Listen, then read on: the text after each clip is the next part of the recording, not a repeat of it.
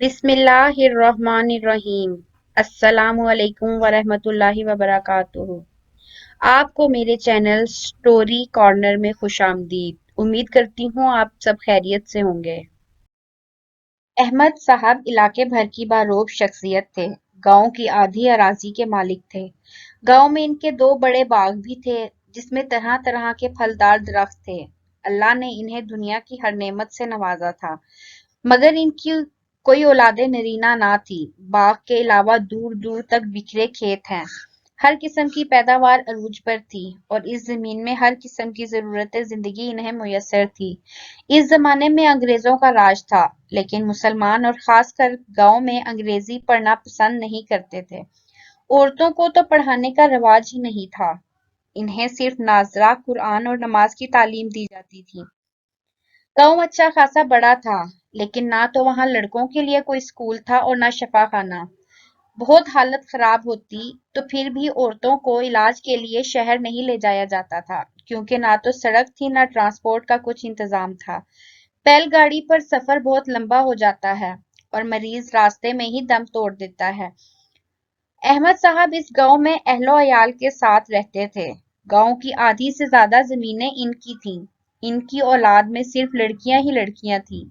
इनकी 6 बेटियां पैदा हुई, लेकिन दो दो तीन तीन साल की होकर वफात पा गईं। अब सिर्फ 2 बेटियां ही बची थीं, एक 15 साल की और दूसरी 9 साल की। उन्होंने भी अपनी लड़कियों को सिर्फ घरदारी की तालीम दिलवाई थी। इनके ख्याल में लड़कियों को पढ़ाना कोई मुनासिब बात नहीं थी। अब वो बड़ी लड़की के रिश्ते की तलाश में थे, लेकिन जब कोई रिश्ता आता वो छोटी को पसंद करते, हालांकि वो अभी सिर्फ 9 साल की थी। इसलिए रिश्ते को रद्द कर दिया जाता। करीबी गांव से एक रिश्ता बहन के लिए आ गया, जो हर लिहाज से बहुत उम्दा था। इसलिए बड़ी बेटी की शादी कर दी गई। छोटी अभी सिर्फ 9 साल की थी, लेकिन इसके लिए भी बहुत अच्छे अच्छे रिश्ते आ रहे थे। इसी गांव में एक और जमींदार थे जिनका इंतकाल हो चुका था। इनका सिर्फ एक ही बेटा था, जो सिर्फ 15 साल का था और शहर के अच्छे स्कूल में तालीम हासिल कर रहा था। ये भी इस गांव का दौलतमंद खानदान था। गांव की आधी अराजी इनकी मलकियत थी। वो खुद फोत हो चुके थे, बेगम जिंदा थी और बेटे की परवरिश बड़े अच्छे तरीके से कर रही थी। इनकी ख्वाहिश थी कि बेटे का सिर्फ निकाह कर दिया जाए। उन्होंने अहमद साहब के घर रिश्ता भेजा।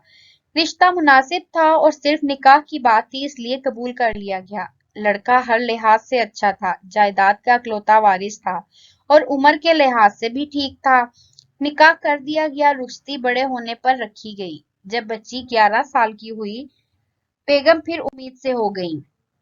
अभी वलादत में कुछ दिन बाकी थे कि एक बड़ा हादसा हो गया। इनकी दूसरी बेटी, जो अभी 11 साल की थी, इसका शोहर जो शहर में पढ़ता था, अचानक सख्त बीमार हो गया और इस बीमारी में इसका इंतकाल हो गया। दोनों खानदानों में तहलका मच गया। लड़के की माँ इस सदमे को बर्दाश्त ना कर सकी और वो इस जहां फानी से कूच कर गई। इस अचानक हादसे में बच्ची की माँ ने एक बेटी को जन्म दिया। घर में हाहाकार मची हुई थी। बड़ी बेटी ने, जो इस वक्त 2 बच्चों की मां बन चुकी थी, घर को किसी न किसी तरह संभाला। पूरे खानदान को यह सदमा था कि इतनी छोटी बच्ची पूरी जिंदगी कैसे गुजारेगी, क्योंकि इसके खानदान में दूसरी शादी को मायूब समझा जाता था। बच्ची इतनी छोटी और कम अकल थी कि इसे अपने ऊपर पड़ने वाले गम का अंदाजा ही नहीं था। इसे जब सफेद कपड़ा पहनाया गया और इसकी चूड़ियां तोड़ी गई, तो वो गम के मारे कमरे में छुप गई। इसे अपने ऊपर होने वाले गम का ही अंदाजा ना था। वो चीख चीख कर रो रही थी कि मैं चूड़ियां नहीं तोड़ने दूंगी, सफेद दुपट्टा नहीं ओढ़ूंगी। माँ ने भी इस दिन अपनी चूड़ियां तोड़ डाली और रंगीन कपड़े पहनना भी छोड़ दिए। अब छोटी बहन भी जवान हो चुकी थी। इसके रिश्ते तलाश किए जा रहे थे। जल्द ही एक बहुत बड़े और पढ़े लिखे खानदान में इसका भी रिश्ता तय हो गया। लड़के के वालिद खुद लंदन से पढ़े हुए बैरिस्टर थे। उन्होंने अपने बेटों को भी बहुत अच्छी और आला तालीम दिलवाई थी। जिस लड़के से इनकी छोटी बेटी का रिश्ता तय हुआ, वो खुद गवर्नमेंट के आला ओहदे पर फाइज थे। अहमद जब तक जिंदा रहे, इसे अपनी बहन के घर भी नहीं जाने दिया।